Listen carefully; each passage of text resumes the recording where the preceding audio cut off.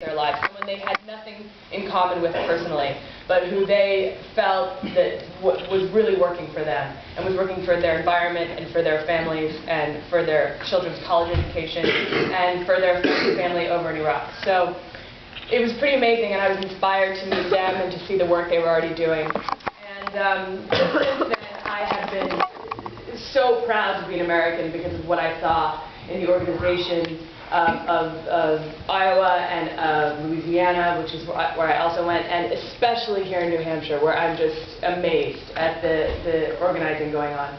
So I really feel that, you know, any little thing you can do helps. I wish I could vote here. I wish I went to school here, and then I could vote here. Because it's amazing. I mean, you know, in 2000, Gore lost New Hampshire by 7,000 votes. So you know your power.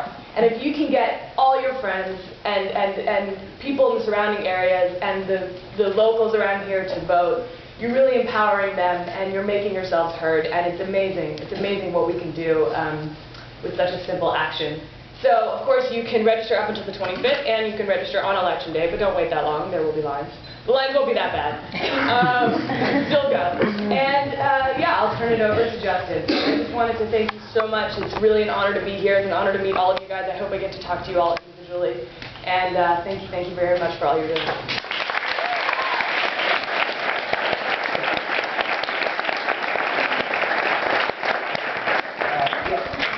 Olivia kind of said it all, and just to reiterate, it's an honor to be here and to get to talk to you guys, and all of whom are far more articulate and smarter than I am. And you're also, not to sound cliche and trite, but you know, you represent obviously the future, and I think this election for me, it's the first time that I've really found myself getting actively political. And it was motivated more out of fear, I think, than anything else. I've spent the last 8 years griping about the administration and sort of mired in this negative apathy, and this was the first time I just felt the need to do something. And so we're here just registering voters and trying to get the word out, and specifically in New Hampshire, I had no idea how important a state this was. I guess in 2000, Al Gore lost by 7,000 points, 7,000 votes, and that ended up determining the outcome of the election. And in the last two elections, I was lost by one point. So it's huge. And for anyone who says the youth vote doesn't matter, well, you know, they're just wrong. And so we were encouraging people to get out and vote, and beyond the vote for whomever. Do you mind if I borrow this? So far. I'm undecided. I don't quite know as of yet who I'm voting for. We can't tell you who to vote for. Just encourage you to support whoever it may be. And let's try to change. I know that's the word that keeps getting thrown around, but there is a lot of gravity in that word, and it speaks volumes given the climate of the world and of our own economy. And let's do it. Let's get out and change and make the other generations become better. And thank you all for your work and everything you're doing. And it's really cool to be here and be able to get up and stumble through sort of a weird half speech in front of you. Thank you.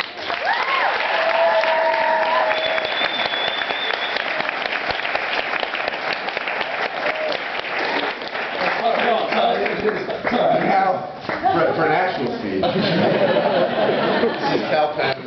You know, you certainly love him. You may not know him. Thanks, man. I appreciate it. Did you guys actually all... There it is. Oh, thanks. My arm. Anyway, that's Olivia Wilde. Let's give her a hand. It's great to be here. Oh, sorry. Yeah, you're going to turn it on. I was going to ask you, I mean, did you guys all actually get up before noon on a Sunday? That's ridiculous. And very impressive. I like that. I like seeing that. We've been meeting a lot of volunteers all over the state, and certainly all over the country, who are under 25 most of whom are in college or college age, and since there are only 23 days left until the election, a lot of them are making the types of social sacrifices that hopefully you may today. Olivia really kind of outlined how we got started volunteering for the Obama campaign. I signed up to volunteer last October, so about a year ago. And I filled out something that you probably all filled out also, if you've volunteered so far, a little index card with my name, email address, and phone number, and I said I'd help knock on doors and register voters. But I've never done anything remotely like this before this year. I'm a registered independent. I've admittedly probably voted for as many Democrats as Republicans as third-party candidates, depending on the election year and the type of office. But this year was a little bit different, and my involvement in the Obama campaign goes back about 4 years ago. I was living down in Texas, right outside of Houston, and there was I heard a yes. Are you from somebody from Texas? Yeah, that was audible. I hear everything. I won't put you on the spot anymore. That's a volunteer for us. But I was living outside of Houston, and a buddy of mine, he had just graduated high school. He was 19. He'd been out of school for about a year. He was working this minimum wage job at a trucking company.